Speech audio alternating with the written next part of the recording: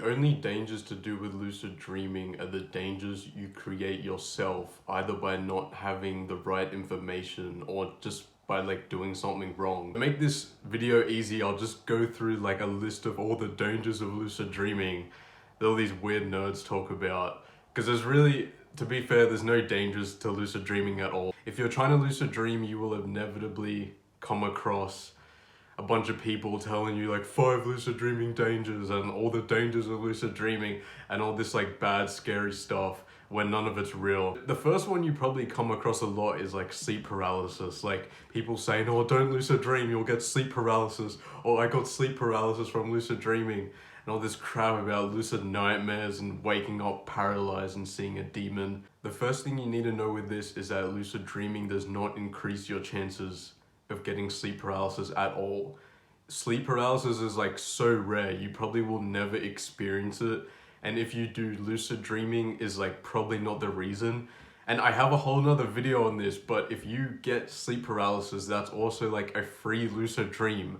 Like if you just stay still and don't be a bitch about it and just fall back asleep, you'll have a free lucid dream in like 5 seconds. So, and if you're getting sleep paralysis like a ton besides that, then you have like medical issues and like genuinely need to see a doctor. But besides that, sleep paralysis is not an issue. Lucid nightmares as well, like realizing you're in a dream and then the whole thing turning into a nightmare. I have a whole other video on that as well, but you need to know that dreams like work around our expectations. If you're like scared of something in a dream, that thing's just gonna get more scary and more scary. But if you kind of are in a nightmare situation and you just imagine the thing isn't a threat and act like it isn't a threat, that thing's not gonna be scary. Like you'll only kind of get a nightmare when you're lucid if you kind of act like something's scary, even though you know you're in control and you know you're in a dream. Also with lucid dreams, things don't just pop up. This is something people think as well. Like they'll just think about a monster or something and it'll just appear. Thankfully, lucid dreams don't work like that. Like things aren't just gonna pop up the instant you think about them. Just sleep paralysis, demons and nightmares and all this weird crap. It's just not something you need to think about at all. Another thing people are worried about a lot, and maybe you like thought about this, is like having your sleep messed up. A lot of people will think lucid dreaming will like fuck up your sleep or like give you low energy. And that's probably because like some techniques kind of involve waking up in the middle of the night to make them more effective. But lucid dreaming, you need to know that lucid dreaming will not mess up your sleep unless you're doing something seriously wrong. It's gonna have no effect on your sleep at all.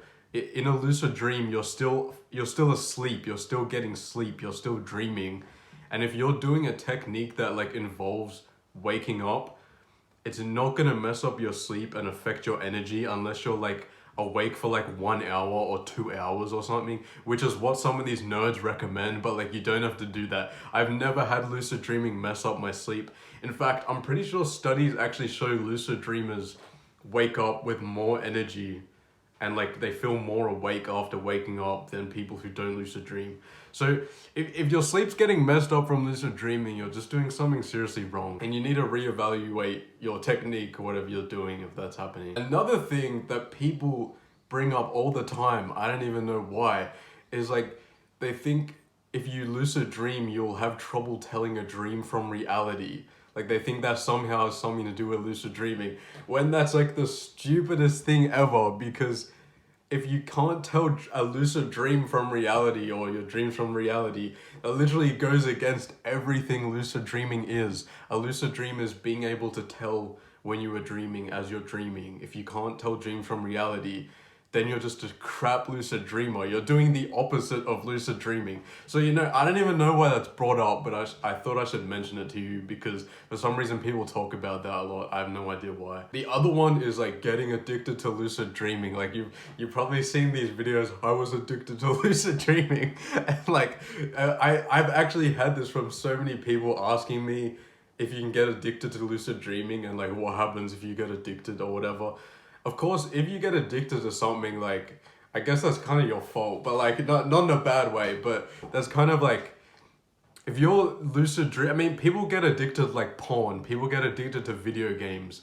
So if you genuinely can't control yourself, then I don't know, maybe you should just heavily consider whether you should be lucid dreaming or not.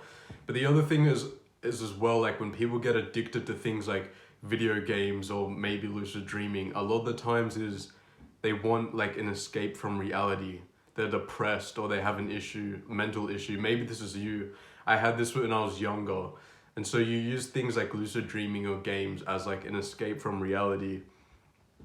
The thing is though, this is just my experience, so it's not going to be the same for everyone, but when I was younger and I was like 12, 13 and I was pretty depressed, pretty down, I used lucid dreaming. I did use lucid dreaming as an escape. I wouldn't say I was like addicted to it or anything. I wasn't like trying to sleep like 20 hours a day or some crap like that, but honestly it helped me a lot. It actually helped my mental health a lot. And even though I was kind of using it as an escape, it did help my issues. And so that's just my experience. Obviously, it'll probably be different for you if you have issues. But getting addicted to lucid dreaming, it's like, it's not something you should worry about, because lucid dreaming, it's not something like a video game, which is so like, it's like you can't just pick it up so easily. You can't just go and pick it up in an instant and get like instant gratification or whatever. You actually have to try and do things to lucid dream. So it's gonna, if you have serious issues, it's gonna be harder to get addicted to it than something as easy as like video gaming. Yeah, at the same time, maybe if you have like genuine mental health issues, I would probably recommend fixing that before you try to lucid dream. Anyways, the point of all this is like, you're not gonna get sleep paralysis, you're not gonna see a demon, you're not gonna have lucid nightmares, and you're not gonna like have messed up sleep unless you're doing something or have the wrong information. So my point is, there are no dangers to lucid dreaming at all. There are no dangers. So if someone's talking about lucid dreaming dangers and it's dangerous, like honestly, just ignore them. All the benefits to lucid dreaming outweigh the risks and dangers, because there are no risks and dangers. There's no risks at all. There's no dangers. Like, it's just dumb. So there's nothing wrong with lucid dreaming. Go and have a bunch of lucid dreams. Don't worry about the dangers. I mean, maybe I'm not like an expert. Don't take me for like some medical advice. I'm not giving you medical advice or something. Don't sue me or anything like that, but go do what you want.